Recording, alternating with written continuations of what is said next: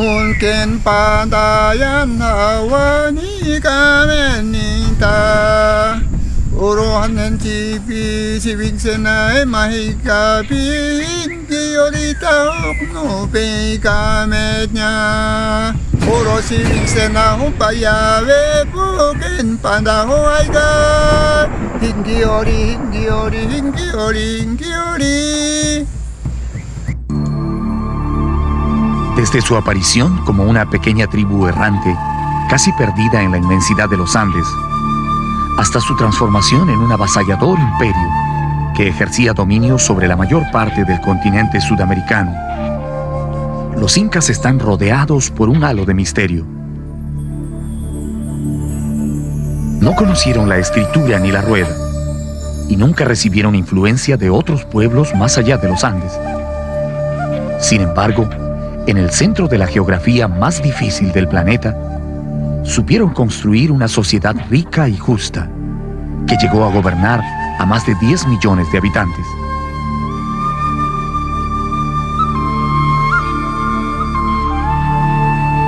Las tradiciones más antiguas hablan de 14 grandes gobernantes que fueron sucediéndose uno tras otro en la compleja tarea de forjar los pueblos de más rápido crecimiento que ha existido en la historia. Pero así como su desarrollo fue fulgurante, también lo fue su caída. Su apogeo duró menos de 100 años. El invencible Tahuantinsuyo, que había derrotado a todos los ejércitos que osaron enfrentarlo, se derrumbó repentinamente a manos de un pequeño grupo de conquistadores llegados desde el otro lado del mundo.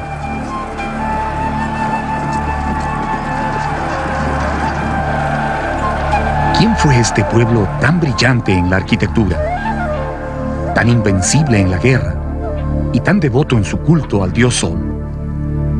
Descubra la magia y los misterios de los incas mientras exploramos su historia, recorriendo la grandiosa ciudad capital, a la que ellos llamaban el centro de la tierra.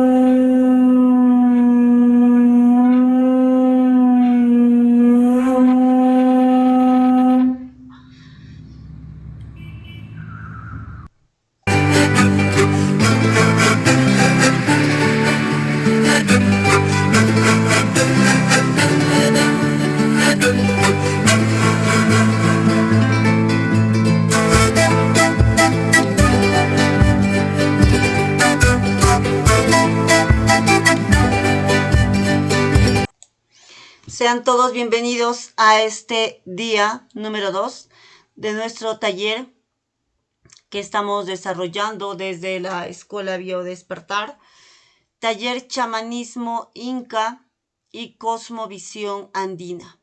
Para esta primera entrega vamos a trabajar mucho lo que es las conexiones desde la cultura inca que se pueden estandarizar a toda la humanidad, a todo el inconsciente colectivo, porque sabemos que esto impronta, que esto no es únicamente de la cultura inca. Si nosotros tenemos nuestra cosmovisión, también esta puede ser impactada desde el inconsciente colectivo a otro tipo de conocimiento. Y es lo que yo voy a intentar plasmarles. Sobre mí, como saben, soy directora de una escuela holística internacional donde brindamos diferentes capacitaciones sobre lo que son terapias holísticas dentro de la rama de la sanación transgeneracional, genética, epigenética, como biodescodificación transgeneracional, bioneuroemoción, todos los temas relacionados con registros akáshicos, conexiones cuánticas, sanaciones, cirugías astrales y varios temas dentro de la rama mística. ¿De dónde viene? Sobre mí. Estos temas, como ya en algunas otras formaciones se los he hecho saber, vengo de una cuna y de un linaje cusqueño. Soy cusqueña por naturaleza, he nacido en Cusco, mis padres cusqueños. también hasta mis antiguas generaciones. Nosotros venimos del linaje inca, venimos de, bueno, ha habido también mestizaje, ¿no? De todas formas, yo vengo conociendo estas artes y estas mancias de lo que es la sanación inca andina desde mi papá. Tengo un padre que pertenecía a una hermandad andina, donde ellos establecían conexión con los queros aquí en Cusco, Perú. Mi papá nativo de la localidad de Sicuani, tierra de Tupac Amaru.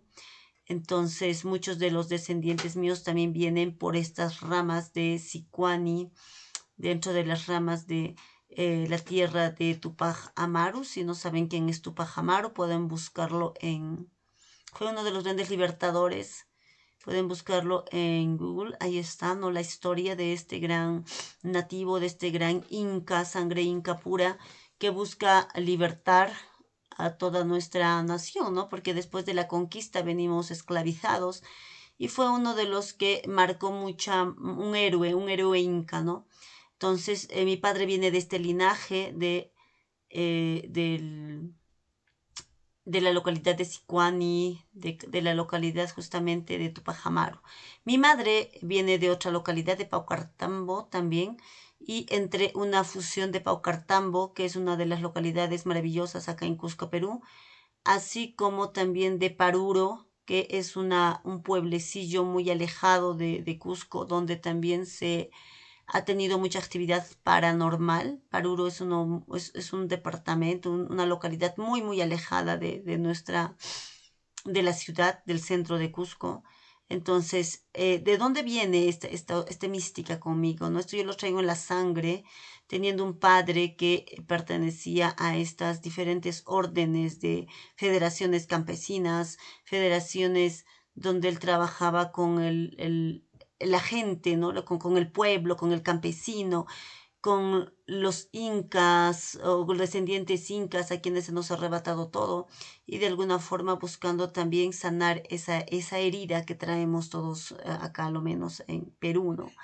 De alguna forma también mi padre se relaciona con las energías místicas desde su adultez, donde él empieza a trabajar con pagos a la tierra, empieza a pertenecer a una orden de Alto Misayo, de Mesa Misayo, trabajan con mesas andinas. Entonces en las mesas andinas, ¿qué es lo que yo voy a explicar en estos talleres? Los elementos que tenemos en las mesas andinas, cómo hacemos la conexión y con qué entidades trabajamos nosotros. Trabajamos con los apus, que son espíritus, y eso también voy a dar un día especialmente para hablar de todos estos apus, de cómo nos conectamos, de qué energías traen y realmente qué son, ¿no? Entonces, mi padre trabaja con estas conexiones haciendo pagos. Yo recuerdo que desde muy chiquitita yo lo veía leyendo la hoja de coca, venían a buscarlo, venían a pedirle el servicio, que él haga la lectura con la sagrada hoja de coca. Pichaba coca por naturaleza, igual que yo lo hago. Yo también tengo mis hojas de coca, las cuales las picho. Yo no fumo tabaco, muy rara vez bebo licor. Tampoco fumo cualquier otra cosa, ¿no? O sea, para nosotros nuestro alimento en el Ande es la sagrada hoja de coca y eso también lo vamos a trabajar dentro del temario. La sagrada hoja de coca que nos entrega a nosotros esa fuerza, esa longevidad. Entonces, al pichar la hoja de coca uno hace la conexión con otros planos, entramos a otras conexiones, ¿no? Y la chicha o uju que nosotros le llamamos, la chicha de jora de maíz fermentado, que se hace también en las ceremonias con el taitasol, y nosotros lo trabajamos mucho, el elemental del maíz, como fuente primaria de nuestra cultura. El maíz ha sido también lo vamos a hablar dentro de lo que es la conexión y las mesas de pagos con maíz y semillas de maíz. Para nosotros esto es fruta de los dioses, es un alimento de los dioses, el maíz dorado, como el sol. Entonces tomamos la chicha dorada, la chicha fermentada del maíz. Esa chicha nosotros también, ese fermento nos va a conectar con la energía crística solar, para conectar con los apus, Alto Misayo, para conectar con los espíritus, con los 3 planos de la tierra, con el alto, con el medio y con el bajo. En la cosmovisión andina nosotros no tenemos dogma, no somos cristianos, no creemos en un Cristo Jesús que haya venido a ser crucificado. Para nosotros nuestro único Cristo ha sido el Taita Sol, ha sido nuestro Padre eterno. El Taita Sol es el que nos da vida y vida en abundancia. El Inca adora al Sol, el Inca conecta con la Madre Tierra. Para nosotros los andinos,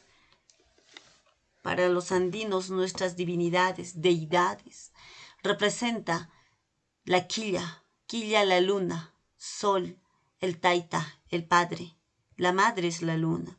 El cosmos representa el espacio sobre el cual nosotros plasmamos la intención. El cosmos dentro de la cosmovisión inca, que lo vamos a trabajar hoy, cosmovisión inca representa el plano a través del cual existe esta tierra, existe esta manifestación llamada tierra, que es la Pachamama, o Gaia, como le quieran llamar. Nosotros le llamamos la Pachamama, nuestra madre. Entonces, vemos al cosmos como el útero sagrado sobre el cual se gesta la madre tierra. Y la madre tierra es nuestra mamá, nuestro papá es el sol. La luna quilla también es nuestra madre segunda. Vemos al trueno, al padre, al abuelo, al trueno. Vemos también al viento, Huayra, como un dios, al fuego, al Nina, como también una entidad, deidad. Y eso ahorita lo vamos a ir desglosando. Dentro de la cosmovisión andina chamánica, nosotros vamos a procurar siempre trabajar mucho con la conexión naturaleza.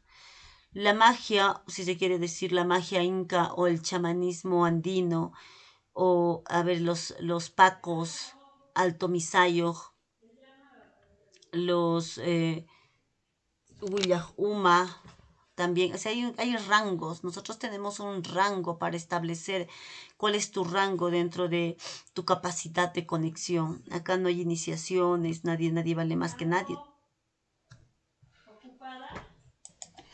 Dentro de esta rama de la mística andina, que viene de mi linaje paterno, puedo entender ya muchas situaciones que durante el largo de mi vida, ahora mismo con 44 años, ya voy explorando todo este campo. En mi infancia he estado rodeada de todo lo que es el andinismo, los pagos a la tierra, las conexiones con los apus, las caminatas a las montañas, las chulpas o las mesas que armamos para conectar con nuestra cosmovisión inca y conectar con esa elevada frecuencia andina de llamar a estas fuerzas cósmicas de la naturaleza para operar en este plano físico. Si bien es cierto, el hombre del Ande no es fijado únicamente para conectar en el chamanismo, en la sanación o hacer que algo en la naturaleza sea diferente. El hombre andino entiende las leyes de la naturaleza, conecta mucho con el campo de los estados y la naturaleza, el trueno, el Huayra, la Pachamama, la lluvia. Vemos todo esto como una entidad viva y en ese campo nosotros vamos respetando cada proceso. Inclusive vemos a la enfermedad con mucho respeto. No buscamos un campo sanación desde un estado de aferrarnos a la salud, porque sabemos que ciertamente este desequilibrio obedece a diferentes formas energéticas que puedan estar operando en la persona. Solamente estableciendo el orden, pues desaparece la enfermedad. No condenamos estados de salud o estados de enfermedad. Para el hombre andino la muerte es tan natural como el nacimiento. El cuerpo es solo el vehículo. Y entonces no se fijan mucho en sanar o en curar. Nos fijamos mucho en conectar con la naturaleza, en conectar con el orden cósmico, en conectar con los espíritus, con la energía de la vida propiamente dicha y vivir en parte de eso. Y como consecuencia pues viene la salud física.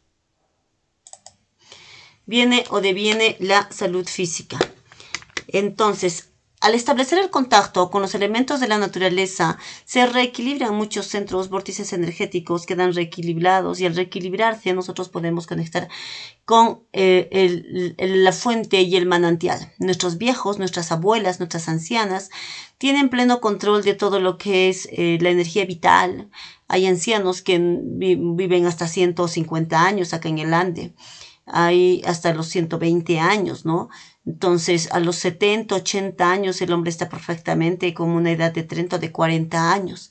En el Ande y dentro de algunas culturas andinas, como los queros, la salud se perpetúa. De cierta forma, se evita mucho el consumo de lo americanizado, ¿no? De todo lo procesado. Aún conservamos este tema de la alimentación muy natural, muy rústica, como nuestros ancestros, ¿no? El maíz, el choclo, el mote, el puspu, que también le llamamos, la papa sancochada, raíces que consumimos, asimismo también el chuño, la moralla, elementos que vienen y toman fuerza con la helada, ¿no? Se consume la carne de alpaca, la carne de vicuña, la misma que es disecada o cecinada, le llamamos cecina, con sal.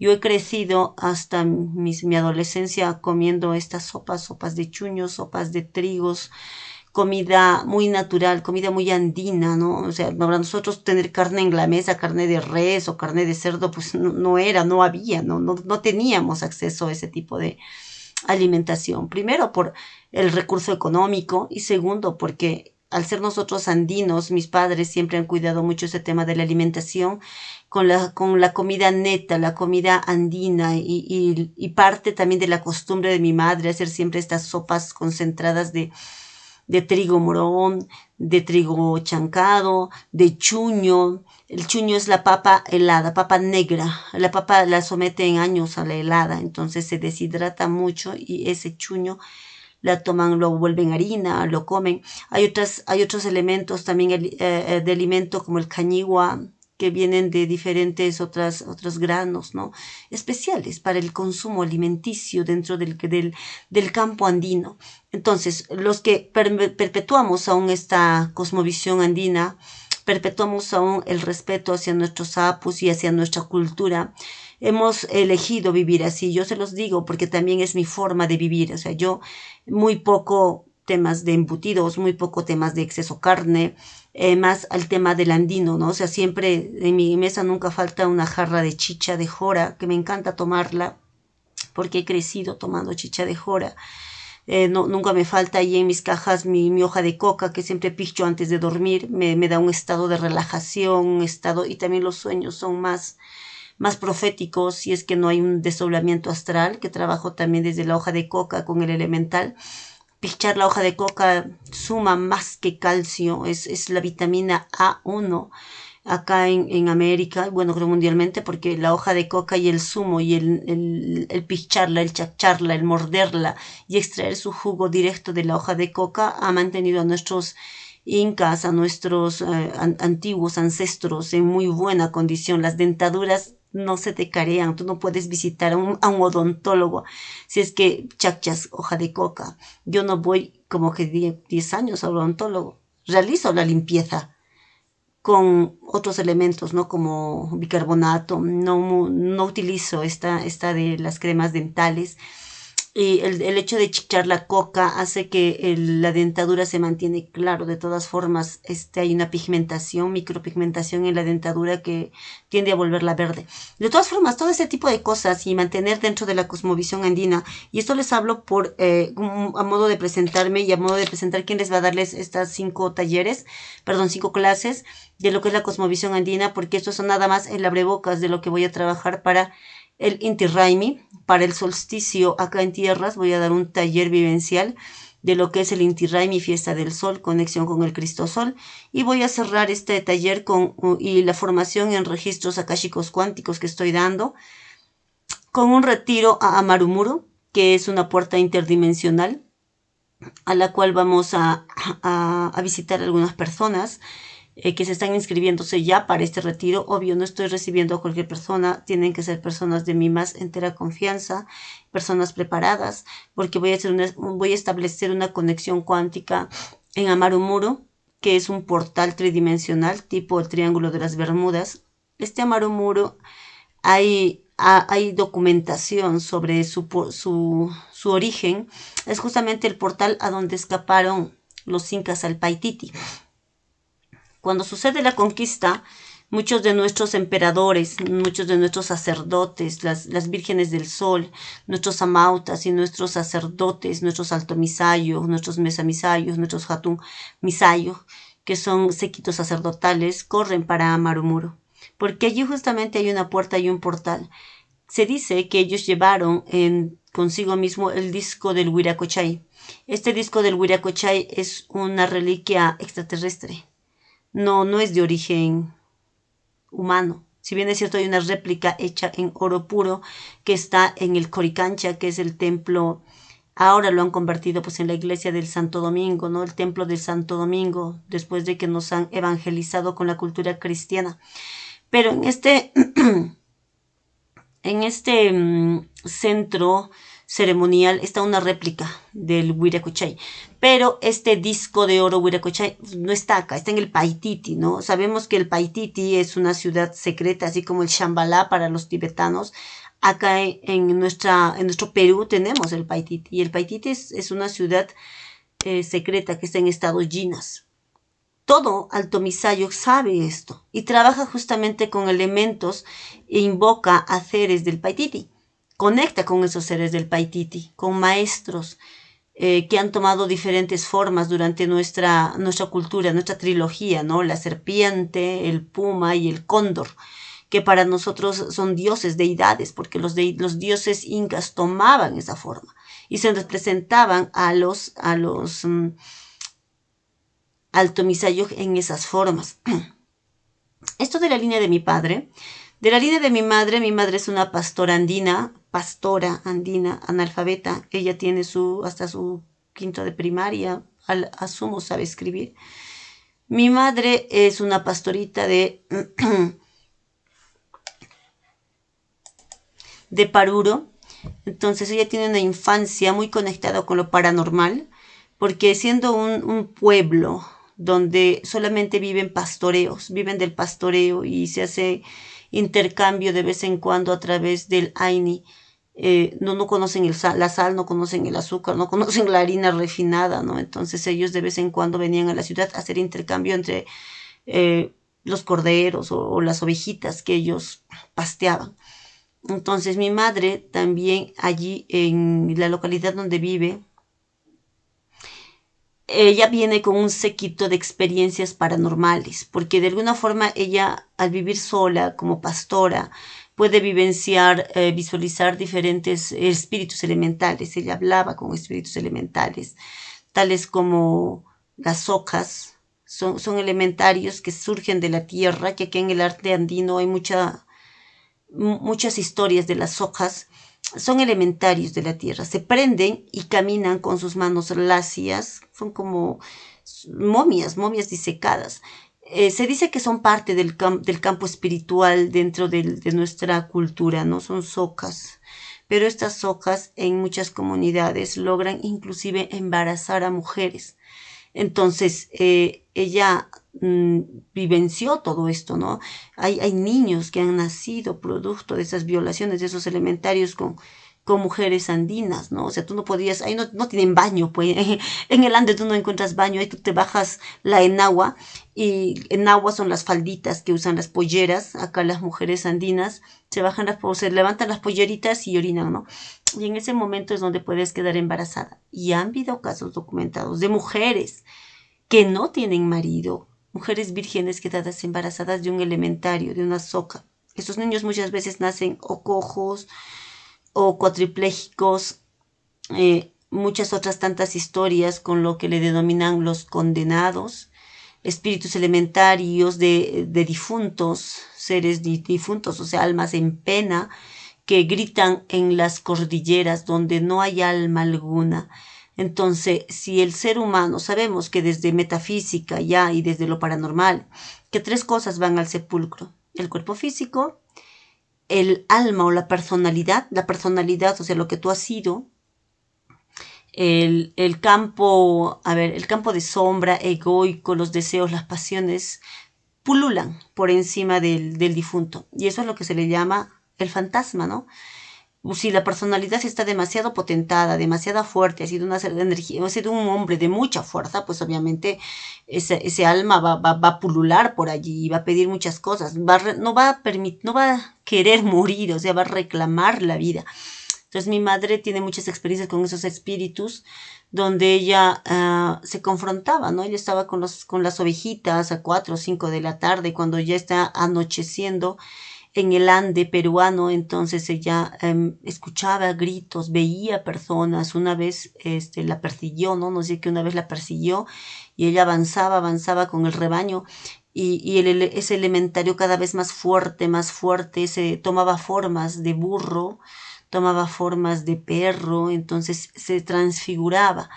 Entonces ella tenía que utilizar mucho la astucia para poder liberar y que no le genere algún tipo de trauma o bien que pueda llevar inclusive. Hay historias de desaparecidos en el Ande.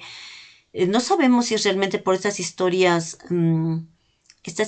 transpersonales, si se quiere decir, ya un poquito que trastoca el tema de lo físico, ¿no? Estaríamos hablando de vórtices paralelos, de otro tipo de portales, sino que ella muchas veces seguía el juego, ¿no? Al espíritu. De esa parte mi madre ha tenido muchas experiencias, ella es vidente. Claro, ella no trabaja como altomisayo, porque las mujeres hasta esa época no podían ejercer sus temas o dones que tenían. Mi madre ha sido una pastora vidente que podía ver almas, conversar con almas del más allá, ver situaciones transpersonales, ver elementarios, ¿no? Como las ocas o inclusive seres alados como arpías que venían y se llevaban también el rebaño. Hay muchas historietas dentro del Ande de seres que aparecen, ¿no? En la noche y se tragan los rebaños o se llevan las gallinas de los corrales de la gente y de los pastores, y muchas veces nadie te rinde de quién fue, quién hizo. Son espíritus elementarios del Ande. O sea, eso no lo vas a ver en Wikipedia ni en National Geographic. Acá el Ande aún en pleno siglo XXI no ha sido explorado. No sé si es por falta de presupuesto, el Instituto de Cultura o mismo Perú, que estamos atrasados a nivel culturalmente, que no se deposita dinero o presupuesto para hacer un amplio y exhaustivo investigación de las cosas que ocurren en el Ande. Porque acá en Perú, en Cusco y en otras regiones hay localidades muy abandonadas, no llega el carro, o sea, el transporte no llega. Una que a la semana pasa un carro llevando algunos víveres. La gente vive de su agro, la gente vive de lo que cultiva, de lo que cría, ¿no? Entonces son como que comunidades aisladas y que se prefieren quedar así, por todo el desorden que está trayendo la civilización. Entonces, así como son alejados, también traen sus mitos, traen sus historias. Hay historias que no se cuenta afuera, que no se dice afuera. Muchas cosas como esto de los embarazos con elementarios, muchas otras a través de posesos. Sí hay posesos en el Ande, pero no es porque sean demonológicos o de la Goesia. Son posesos extraterrestres. Hay mucho avistamiento.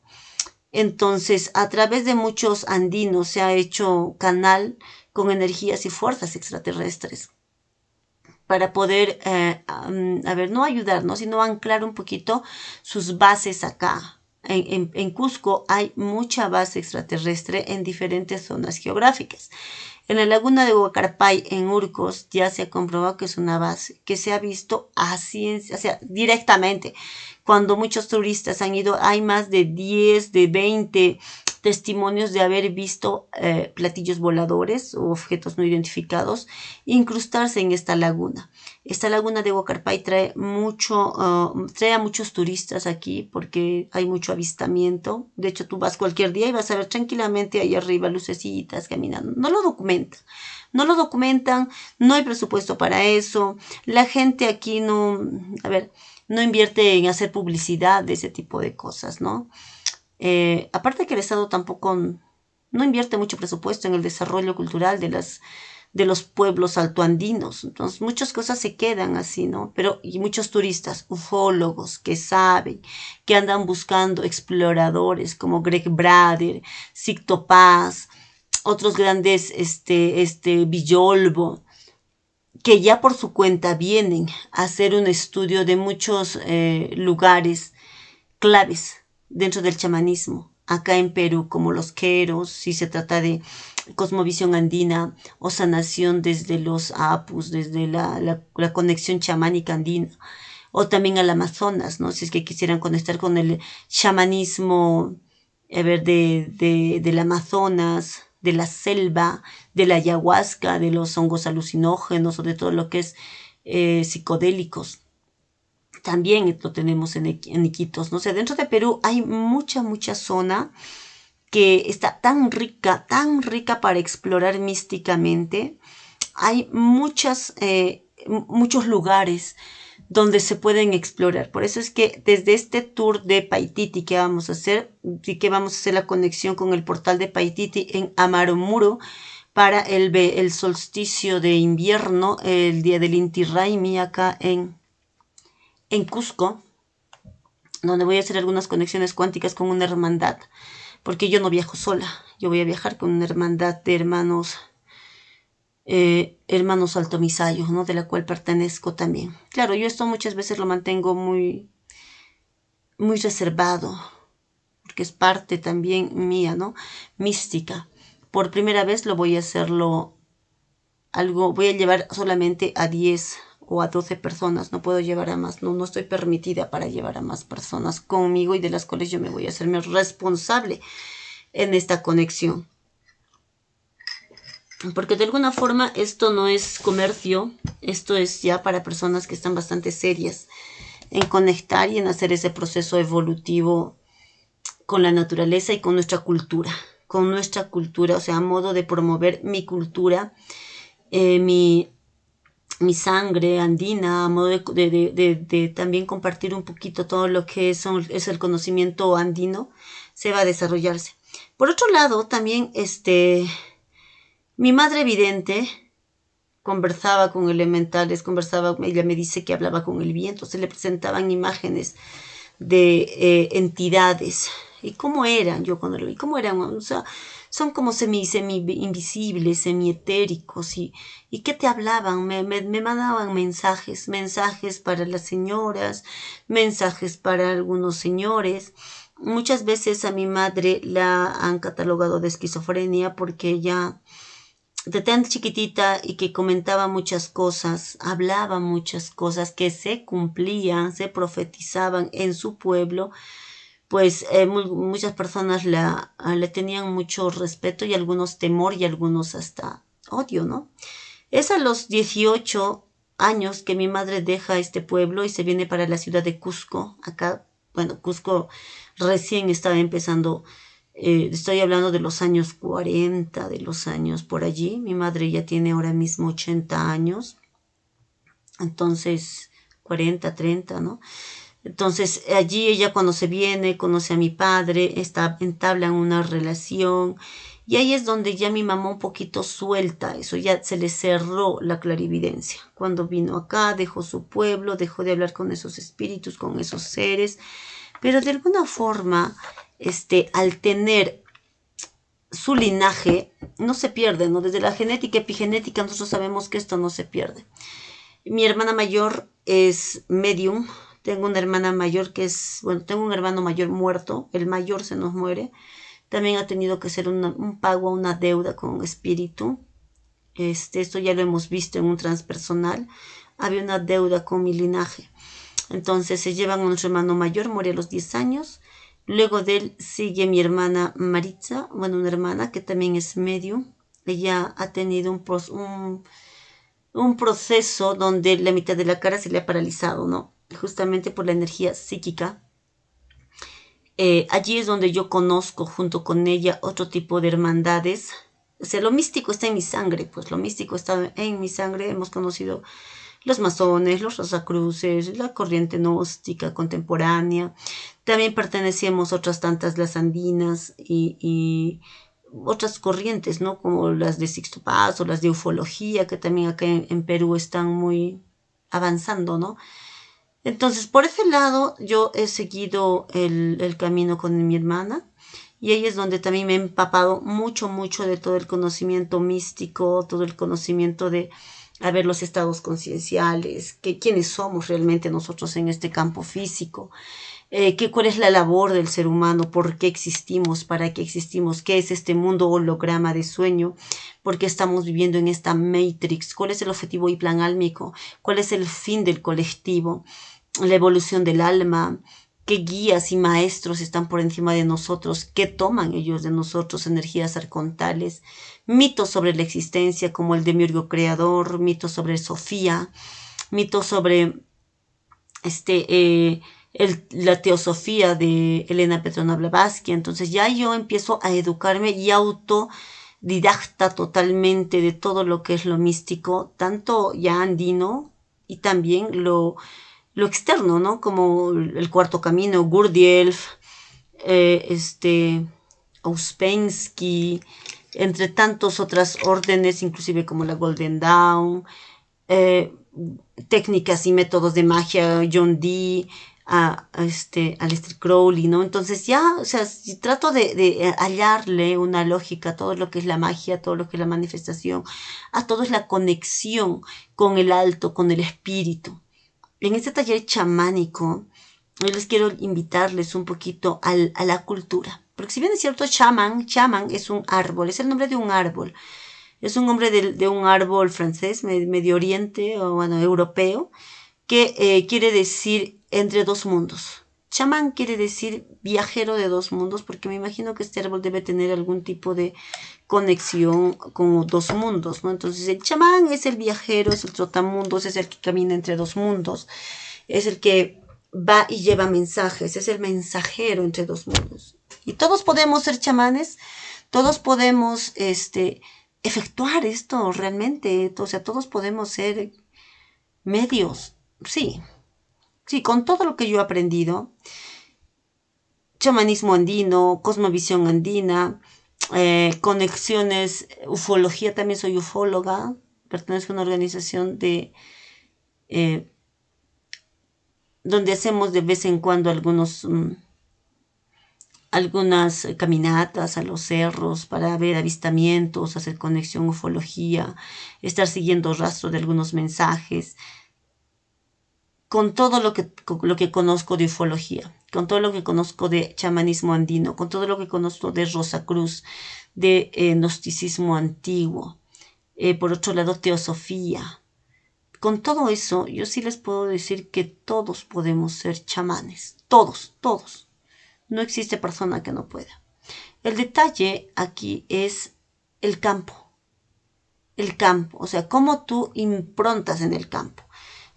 ¿Qué es el campo? Esto lo hablo mucho cuando hablo de neurociencia, porque también he estudiado neurociencia. Cuando hablo de la capacidad de improntar energía en el panel de la vida. Sabemos que somos un holograma de algo más grande. O sea, tú eres un holograma de algo mucho más grande. Eres una representación de algo mucho más que tú, ¿no? Del cosmos. Somos el microcosmos, hombre. Somos un campo holográfico del universo. Eres el microcosmos, hombre. Y en ese microcosmos tienes toditas las facultades para establecer conexión con tu todo, porque eres parte de ese todo. Aquí el detalle sería cómo yo impronto en ese todo, cómo yo impronto en ese campo. ¿Cuál es mi campo vibracional para que yo pueda sumergirme en ese campo? A ver, ¿y para qué nos sumergiríamos en ese campo y qué nos estás hablando? El tema de conectar con ese campo es entrar allí para que el campo se experimente a través de ti. No es que tú vas a entrar allí para, a ver, voy a averiguar la verdad y voy a regresar con toda la verdad. No existe la verdad. Cuando a Buda le preguntaron qué es la verdad, él se daba la espalda. Cuando a Cristo le preguntaron qué es la verdad, él guardó silencio. No existe la verdad en ninguno de los campos, o sea, en ningún físico tridimensional. No existe. Lo que sí es que nosotros podemos entender es que esta manifestación que tú estás viviendo, siendo un sueño, siendo una realidad partícipe y sea mínima del campo de las infinitas posibilidades, y eso lo he trabajado en un taller de cuántica. Si no lo tienen, me lo pueden pedir. En este taller de cuántica yo he hablado mucho de lo que es realmente la vida, y que la vida no es más que un pedazo de tu cerebro, es un pedazo de una forma de percibir y de entender un vasto campo de infinitas posibilidades. Si yo sectarizo mi atención en algo tan minúsculo, tan sectarizado, eso va a ser mi vida, eso va a ser mi existencia, eso es mi razón de vivir. A eso el ser humano le llama vida, a vivir en un pedazo de su cerebro. Porque lo que tú ves afuera no existe. Y eso lo he trabajado mucho y lo sigo trabajando mucho cada sábado, cada domingo, desde el programa de Bio-Neuroemoción, donde trato de desafiar cómo toda esta existencia que tú le crees tan real, tan validera, tan existencial, y que sufres y que lloras porque te apegas a tu pareja, porque te apegas a tu marido, te apegas a tus hijos, te apegas a tu cuerpo, a tu enfermedad, lloras porque no tienes dinero, porque estás enfermo, porque la crisis y porque la COVID y por tantas pendejadas que la mente humana crea, no es más que vivir desde un pedazo de tu mente. Vivimos en un pedazo de nuestra mente. Y al vivir desde este pedazo no vivimos el resto. No es completo. Entrar en el campo y empezar a conectar con la capacidad cuántica mística y de ser ese trotamundos es aprender a explorar otros campos. Es aprender a ver la vida desde otra perspectiva, desde otra idea, desde otra forma de ver, o sea, desde otras creencias. Tendrías que demoler y estar abierta a cualquier cosa. Cualquier cosa, todas las creencias limitantes sobre tu identidad, sobre el mundo, sobre el colectivo, sobre la salud, sobre la comida, sobre cualquier cosa tienen que ser demolidas a la hora de hacer la conexión chamánica. En la conexión chamánica tú no puedes entrar, a ver, voy a hacer lo bueno, yo soy bueno. O con un tipo de dogma creyendo que eres el ser luminoso, seleccionado, no lo sé. Eso sería estar dogmatizado y sectarizarte. Estarías haciendo lo mismo que hacen tantas religiones que se han creado para defender solamente un pedazo de su mente donde viven, sin darse cuenta de la totalidad donde uno puede expresarse. Entonces, todo este tema del chamanismo del campo, acá por eso yo les quiero hablar un poquito del campo, para que entendamos a modo de, este es un taller que no va a durar 3-4 horas. O sea, yo voy a estar subiéndoles las clases porque quiero que ustedes entiendan muy bien este campo unificado de creación, o la Matrix Divina, que le llama Greg Braden. Hablamos de la frecuencia que va más allá de la forma, que va más allá de la mente, que va más allá del intelecto y de todas tus ideas que tú tengas ahora sobre lo que es la vida. El campo, o como Max Planck también le llama, ¿no? La fuente, el campo, la existencia, se va a plasmar y va a dar la frecuencia de acuerdo a cómo tú entras desde la onda vibratoria. Pero para entrar en esta onda vibratoria no es dejar de comer carne, no es orar 5 o 6 días, no, o sea, todo lo que la religión y tanta corriente espiritual que hoy en día nos mete a la cabeza, de que tú vas a limpiar tu campo áurico, necesitas elevar tu vibración, no comas carne, reza todo el día, no pelees con nadie, báñate, no lo sé, con agüita de ruda, de retama, todos los días no puedes tener sexo fornicando o sexo con una sola. O sea, ese tipo de condicionamientos aún impactan a la mente para crearte un estado falso de iluminación. Porque ya tú al hacer eso dices, no, yo soy diferente porque estoy haciendo estas cosas que me cuestan y me duelen no hacerlas, porque renuncio mucho a todas esas debilidades humanas, si se quiere decir. Entonces, tu inconsciente y tu mente inconsciente se la cree y conecta con el campo. Y efectivamente hay personas y hay chamanes que ayunan 5, 6, 7 días, que solamente están en ayuno silente, de pronto no hablan con nadie, se cierran en la montaña, se van a la montaña por 5 o 6 días, hasta un mes, en retiros, de sentir el espacio, sentir a la pacha, sentir al Dios, sentir a la conexión. O sea, tratan de buscar afuera algo que adentro ya lo tienen. El tipo de chamanismo, con todo lo que yo he pasado, con todo lo que yo he vivenciado, no hay que buscar nada porque ya está dentro. Solo que tienes una muy poca validación sobre ti mismo. El ser humano es uno de las especies que tiene muy poca confianza en sí misma, no se conoce a sí mismo y por tanto desconoce lo que es él. Y cree que haciendo cosas externas va a conseguir aquello que ya es él. Es absurdo, es estúpido. Tú ya naciste con ese campo vibratorio para hacer esa conexión. Tú ya naciste siendo una célula divina. No tienes que hacer mucho, solo tienes que reconocerlo y entrar en ese campo, sabiendo que ya lo eres. Este es el engaño de la falsa espiritualidad del cual nos hablan tantos autores. La falsa espiritualidad, dejar de comer carne, dejar de tener sexo, andar meditando o hacer cosas algo extrañas, como irme a la montaña un mes y no voy a estar con nadie, porque ese mes tengo que estar con la Pacha, tengo que estar con... O sea, tú ya estás, tú eres la Pacha, tú eres el Dios, tú eres el Apu, tú eres... Todo está en ti, todo converge en ti. No tenías que hacer gran cosa, todo estaba ya dentro de ti. Por tanto, cuando hablamos de chamanismo andino y cuando hablamos de la conexión cuántica con el campo, vamos primero a entrar, no desde esa falsa humildad, que sinceramente a mí, como estudiosa de todas estas ramas, no lo sé, esto estoy hablando sí por mí, me causa, me da, yo lo veo tan patético ver a personas que con ciertas poses, con ciertas formas, a la hora de hacer una conexión, a la hora de sentir, ¿no? O sea, tú siempre fuiste así, no tienes por qué fingir ante nadie. Si hay algo que a mí, bueno, podría ser una proyección, ¿no? Es esto de la máscara social que nos habla Carl Gustav Jung y dentro de los arquetipos del psicoanálisis, como el ser humano tapa con una cara lo que realmente es. Entonces, dentro del chamanismo, entrar desde tu propia sabiduría y desde tu campo sereno de entender que tú ya estás en eso. No tienes que hacer grandes sacrificios, grandes esfuerzos, ir contra el instinto que tú tienes, porque tú eres naturaleza humana, eres naturaleza espiritual, tienes un campo áurico, tienes un grado conciencial, ¿no? O sea, eso sí, yo lo voy a ponerlo, ¿no? Porque existen grados y grados concienciales. Uno será el grado conciencial del alcohólico, del drogadicto, que no estoy juzgando, no estoy juzgando a nadie.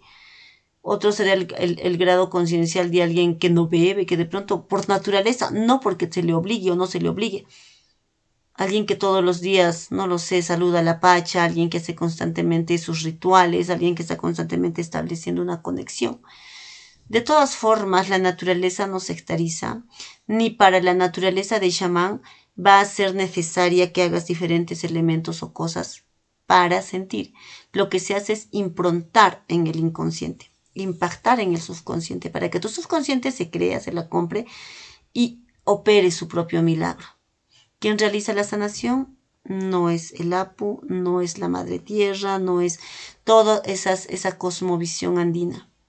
La realizas tú a través del impacto que te da la ceremonia, a través del impacto que te va a darte el camino chamánico, a través de lo que tú puedas vivenciar, experimentar, ya sea en un viaje con psicodélicos, ya sea en algo tan simple como un temazcal, o como en una ceremonia de la Pachamama, o en un ritual que tú estés conectado contigo.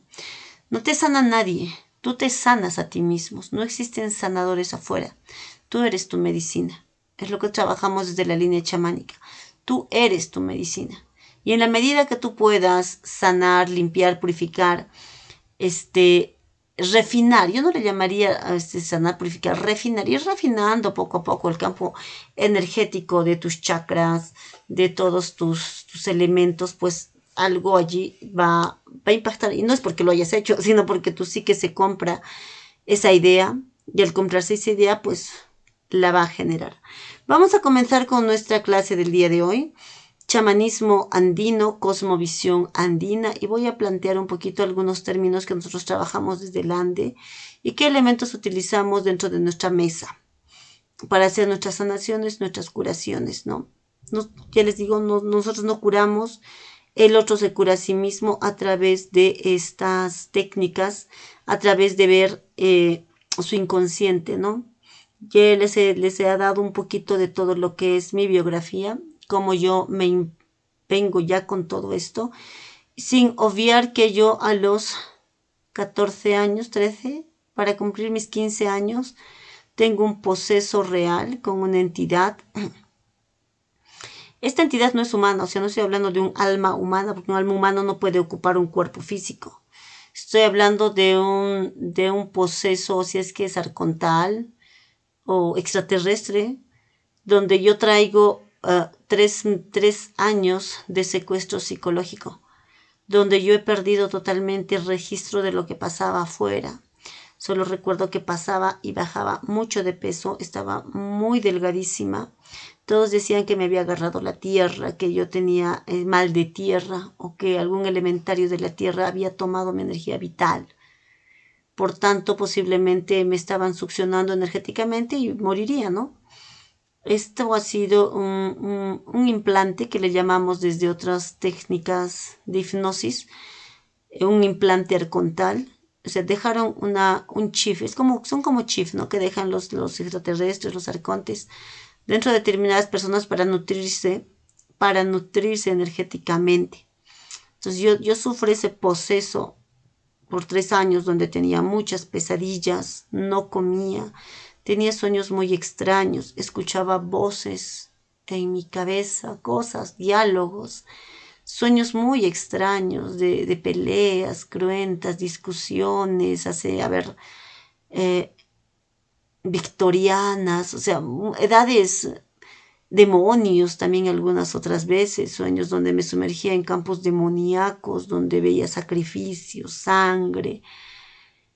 Entonces, yo dejé esto cuando me exorcizan, ¿no? Literal, me llevan con unos sacerdotes gnósticos, rosacruces. Allí me hacen series de pases, me internan en un retiro por 3 meses. Entonces, sí, algo en mi inconsciente, sabemos que existen las 3 mentes, consciente, inconsciente, subconsciente, se impactó durante esos 3 años. Y algo despertó en mí, que después de esos 3 años empecé a entender todo al pie de la letra. Es todo el tema de mística, el tema relacionado con ver quiénes somos, por qué estamos aquí, para qué estamos aquí.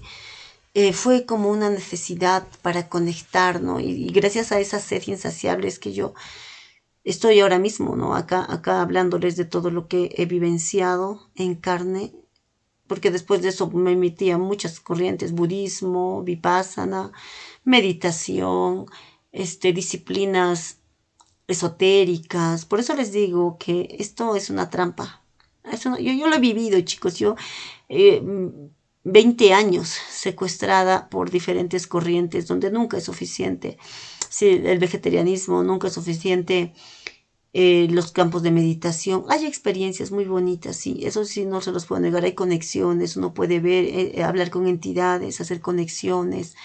Inclusive predecir el futuro, ver qué cosas van a pasar. Se te activa mucho diferentes campos, se te activa vórtices energéticos, clarividencia, clariaudiencia, puedes ver y mover muchas cosas, telequinesis inclusive, ¿no? Entonces, al final de todo esto, llego a la conclusión de que no era tanto hacer tanto, no era necesario hacer tanto. Yo tuve a mi hijo a los 35 años, cuando abandoné todo este conocimiento, porque sentía que era, me estaba dogmatizando, me estaba fanatizando con todo este conocimiento. Ya no veía la vida desde otra forma ni desde otro punto. Lo veía así todo dogmatizado, ¿no? De que qué es malo, qué es bueno, y de alguna forma se había creado juicio hacia afuera. Es cuando yo decidí experimentar la vida con todo este conocimiento y, como quien diría, ¿no? Me incrusté en el mundo del profano. A ver, ¿no? Si realmente funciona todo lo que he aprendido. Créanme que el mundo del profano, mi esposo no sabe nada de esto, no le interesa nada de esto, él es un hombre común y corriente que sí sabe amar, yo lo amo, él me ama, y no se necesitaba tantas cosas, él vive feliz. Entonces yo llevo una vida, si se quiere, normal, como la de todos, ¿no? Como carne, duermo, claro, no en exceso, ¿no? De alguna forma también tengo mis rituales, hago mis cosas, pero siento que con él me he anclado más un poco a la materia, porque ya como que estaba pisando, como quien dice, huevos espirituales, como tantos chamanes, como tantos sanadores que empiezan a pisar huevos espirituales y andan flotando en espiritualidad y no pisan tierra. No pisan tierra porque no ven realmente, o sea, no comprenden la psique del colectivo, ¿no? De alguna forma, esto me ha ayudado a mí a cuadrar el mundo de arriba y el mundo de abajo. O sea, yo siento que esa era mi misión, ¿no? He vivido media vida arriba, flotando en conexiones, en ángeles, si se quieren decir ángeles, voces, seres que me visitaban, desdoblamientos astrales, proyecciones en astral, campullinas, donde también logré meter de alguna forma mi cuerpo, desmaterializar y pude experimentar tomar el cuerpo de un animal. Esto lo hemos hecho en un ritual con los gnósticos cuando pertenecía en uno de sus retiros, ¿no? Cuando hicimos una práctica nahualista. Entonces el sacerdote allí nos hace unas conexiones, nos hacen unos pases y se nos adormece el cuerpo a tal grado con el antakarana. El antakarana es un elemento músico, emite una frecuencia vibratoria que colapsa los dos hemisferios y te hace entrar en un estado de trance. Entonces, cuando entrábamos en el estado de trance, o sucedían dos cosas: o desdoblabas y te salías a la cuarta dimensión con tu cuerpo, o experimentabas el shamadí, que es lo que le llaman el satori, ¿no? El vacío iluminador.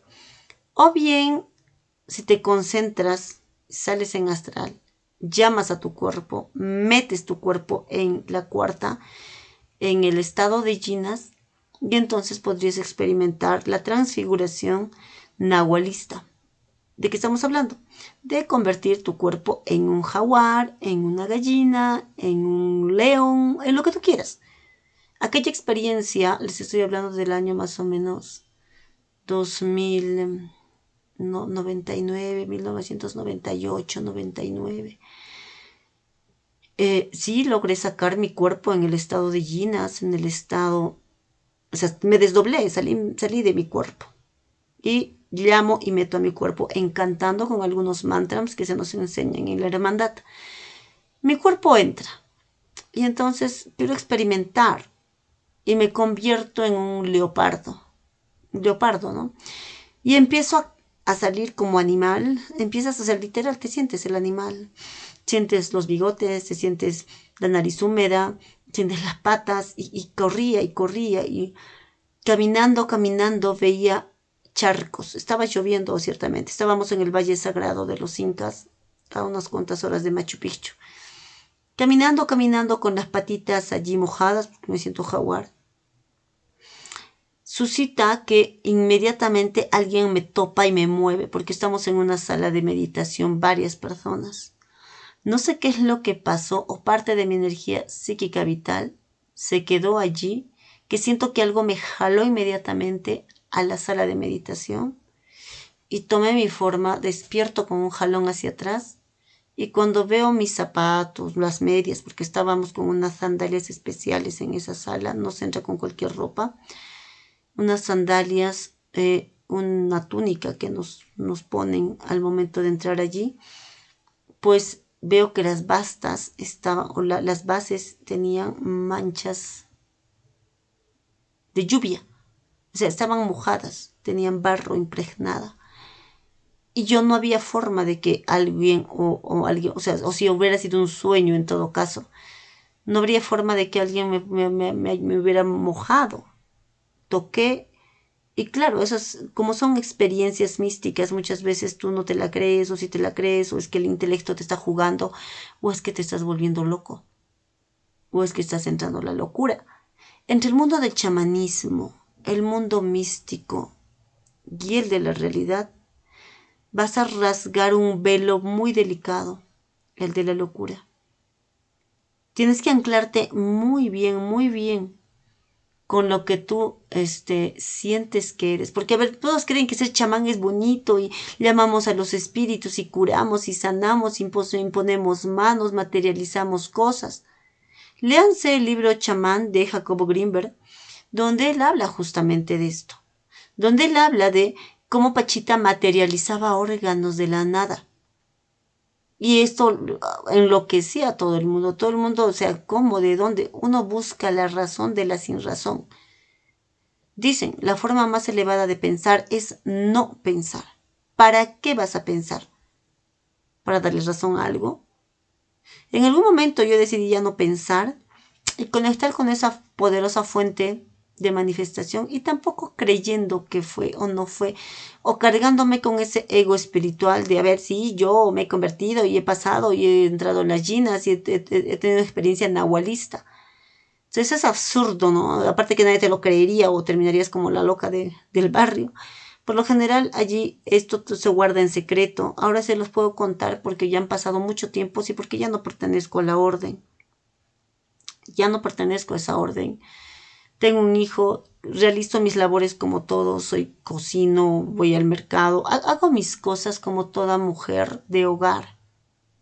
Yo cocino, yo limpio y arreglo mi casa, sé coger una escoba, sé barrer, sé limpiar todo mi hogar, ¿no? Entonces, vivo como una persona normal. También cuido a mi hijo, ayudo con sus tareas. Entonces, tengo una vida como todas, pero eso no me tiene que condicionar a no vivir también mi pasión, que es el chamanismo. De alguna forma yo he dejado la orden porque sí que he visto mucho dogma con las personas, con los miembros, cosillas que siempre se filtran por allí, situaciones también que los mismos chamanes maestros toman y apropian, y como todo, como toda religión, como todo en la vida, como todo lo contaminado. La gente quiere jerarquías, si no es jerarquía física, material, pues lo hacen lo espiritual, ¿no? Quieren jerarquías espirituales. Viene mucho la mitomanía, el ego de creerse los más sabios de todos. Y los mahatmas, los maestros, mucho mitómano. Entonces yo no puedo negar que sí hayan alcanzado grandes estadios a nivel de conexión, perfecto. Pero cuando ya viene la mitomanía, ya viene, oye tú, yo soy autoridad porque yo tengo esto, tengo tal grado, tal iniciación, me han dado mis iniciaciones en tal lugar o en cual lugar. No lo sé, yo siento sinceramente que nadie te puede decir maestro a ti. Esas maestrías se ganan en otros planos, esas maestrías no tienen campo en este campo físico. Cuanto más maestro, más humilde debe ser. Cuanto más maestro, más pisa tierra, ¿no? Más traga polvo para darte cuenta cómo tú realmente, o sea, no es por menospreciar o baja autoestima, como muchas personas a veces me lo dicen. Y es que realmente somos humanos. Y si no nos vamos a cuadrar como seres humanos que somos, ¿de qué maestría me estás hablando? ¿De qué conexión, de qué maestros me estás hablando? Si no eres piadoso con un animalito que está de hambre. Si no eres piadoso con un niño que está pidiendo limosna. Y que tú podrías, ¿no? Ese día estaría en ti que ese niño coma. Y que le puedas pagarle un menú. Entonces, ¿de qué te sirve hablar con ángeles, hablar con apus, hablar con seres estelares, pedir conexiones como la Pachita, ¿no? Que hacía conexiones con el hermanito Cautemoc. ¿De qué te sirve si al final sigues con ese corazón aislado de tu naturaleza, de tu raza? Sí sé que Pachita, esta gran chamana, era una mujer ancianita, chatita, de más o menos 1,50 m. Cocinaba, lavaba, planchaba, tenía sus canas, tenía su cuchillito de madera con hierro semi desgastado y con eso hacía sus operaciones. Ella no cobraba, ella decía que ella no hacía el servicio, lo hacía el hermanito Cautemoj. Y a eso ella solamente era el vehículo cuando no tenía las operaciones. Como toda mujer, lavaba su casa, limpiaba, cocinaba, tenía sus perritos, hacía aseo en su casa, tenía sus mascotas. Considero que el verdadero chamán nunca dice que es chamán. Nunca lo va a decir. El chamán siempre va a guardar perfil bajo. Porque como dicen, la sabiduría no se puede expresarse de labios a oídos. La sabiduría verdadera es un sentir y es un vivenciar. Aquel que lo habla lo pierde. No porque lo pierdas, o sea, porque lo transfiguras y no es eso.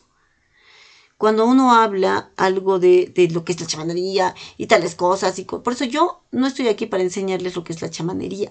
Yo estoy aquí bueno, les he contado algo de mis vivencias, de mis historias, como a modo de tertulia, para darles algunas ideas de lo que es la cosmovisión andina, los elementos con los que se trabaja y con los que trabajan muchos chamanes. Pero te voy a decir que no me creas. Vívelo. Entrega y vive tu chamanería. Todos podemos ser chamanes. Todos podemos hacer esa conexión con el campo invisible. Y no es que alguien te esté hablándote o un maestro te esté dando el favor. Al final tú eres ese mismo que te hablas a ti mismo. Tú eres esa conexión cósmica. Vamos a conectar con los guías y no sé qué hermanitos. Al final del día, si nos damos cuenta, esas entidades arquetípicas estaban dentro de ti. Nunca estuvieron fuera. Siempre estuvieron adentro. Y era parte de un transpersonal mucho más fuerte, del cual tú desconoces, porque como les digo, lo pequeño está en lo grande y lo grande en lo pequeño. Tú eres el microcosmos hombre. Tú eres ese microcosmos hombre. Y entonces ese microcosmos hombre se habla a sí mismo a través de su campo arquetípico. Y impacta en el otro, en el campo de la psique del otro, para que el otro realice su proceso de sanación. Ya casi se los voy a decírselos. Todo chamán, todo terapeuta, todo sanador, es el cirquero, es el dueño del circo, que hace maroma y media, parafernalia, para hacer que la curación impacte el inconsciente de su cliente y entonces su cliente aperture parte del cerebro donde está su sanación que él por sí solo no está teniendo acceso. Nadie cura a nadie. Ni aunque yo me dedique a hacer 1000 ayunos y te diga con mis ayunos yo te voy a curar, yo te voy a hacerte la cirugía astral, yo hago terapias de cirugía astral. Ay, señorito, por favor, sáneme la cadera y hacemos la cirugía astral. Pero luego me dicen, no, me estás regresando hoy otra vez. O sea, no soy yo. Eres tú quien está haciendo que regrese otra vez. Y aparte yo no te he hecho la cirugía. Yo he intencionado, he lanzado un campo energético a ese lugar. Hemos hecho los pases, hemos hecho las liberaciones desde un campo cuántico. Porque sí no podemos negar que existe un campo cuántico.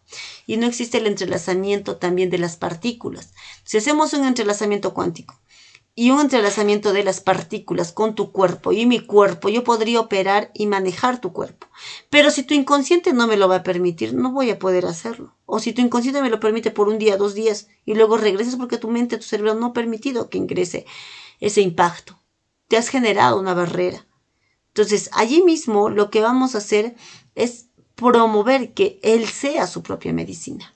Yo a veces ya ni respondo. Estos días no estoy haciendo cirugía astral, chicos, porque me están escribiéndome varios. Justamente por eso, ¿no? Porque para hacer cirugía astral uno tiene que tener pleno dominio de la psique del otro. O la psique del otro tiene que estar tan baja o receptiva, fuera de juicios, para que se pueda improntar con la información que vamos a depositar cuánticamente. Pero la gente resiste. De entradita te pone un escudo que va a defender sus creencias limitantes, sus beneficios secundarios tras la salud, que consigue con esa enfermedad, y va a defender todos sus mecanismos subconscientes que le han hecho enfermar. La gente no quiere sanar, chicos, y yo me he topado con esto 1001 veces. En muchas terapias que doy como constelaciones, biodescodificación, Reiki, registros akáshicos, astronomía evolutiva, astrología evolutiva, siempre me encuentro con lo mismo. La gente quiere desafiar lo que tú le estás diciendo. Y busca desafiar, o sea, ¿para qué me contratas para que te haga una sanación si vas a desafiar los argumentos sobre los cuales estoy poniendo tus problemas, y de dónde está viniendo? O sea, pareciera que ellos vienen a atacar la dinámica de la sanación. Y comprendo perfectamente que haya una resistencia a sanar, porque es la única forma en la que la gente se ha empezado a relacionar con la vida desde la enfermedad. Por eso ya cirugías astrales no estoy dando, lo que sí doy son constelaciones familiares, porque siento que luego no les impacta un poquito más el verso transgeneracional. También biodescodificación, bioneuroemoción y registros akáshicos, que también allí tengo que cuadrarme bien con el tema de ver su propósito de alma, abrir sus registros, ver de dónde vienen y todo eso, ¿no? De todas formas, vamos, después de esta introducción, a pasar al video número 1 de lo que vendría a ser nuestro proceso de cosmovisión andina. Con todas las bases que ya hemos hablado, con todo lo que ya les he establecido referente al chamán, referente a la generación de la vida, referente a la regeneración, espero que ahora sí que podamos entrar a cosmovisión andina. Gracias y estamos a la orden.